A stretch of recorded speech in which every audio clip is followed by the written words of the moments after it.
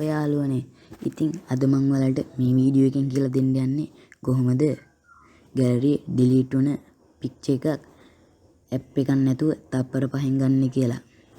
ඉස්සරලාම ඔයා ගැලරියට යන්න ඕනේ. ඉතින් ඔයාට පේනවා මෙතන පින්තූරයක් තියෙනවා. ඉතින් ඉස්සරලාම මම මේ පින්තූරේ ඩිලීට් කරලා ඉන්නවා. ඊට පස්සේ ඔයාට පේනවා මේ පින්තූරේ ඩිලීට් වුණා. ඉතින් දැන් මම ඔයාලට කියලා දෙන්න යන්නේ කොහොමද මේ ඩිලීට් වුණ පින්තූරේ ආයෙ ගන්න කියලා. ඉතින් ඔයාලට පේනවා මේ මෙතන අයිනෙම තියෙනවා පුංචි තිත් තුනක්. ඒ තිත් තුන ක්ලික් කරන්න. ඊට පස්සේ ඔයාලට මේ යටම පේනවා රීසයිකල් බින් කියලා. ඒක ක්ලික් කරන්න. ඊට පස්සේ ඔයාලට පේනවා මම ඩිලීට් කරපු ෆොටෝ එක මෙතන තියෙනවා. ඉතින් දැන් මම හදන්නේ මේ ඩිලීට් කරපු ෆොටෝ එක ආයෙ ගැලරියට දාගන්න. ඔයාට මේ යටම පේනවා ඊතලයක් තියෙනවා. ඒ ඊතලය ක්ලික් කරපුවාම ඒ පින්තූරේ ආයෙ ඔයාගේ ගැලරියට යනවා. image restored කියලා වැටෙනවා.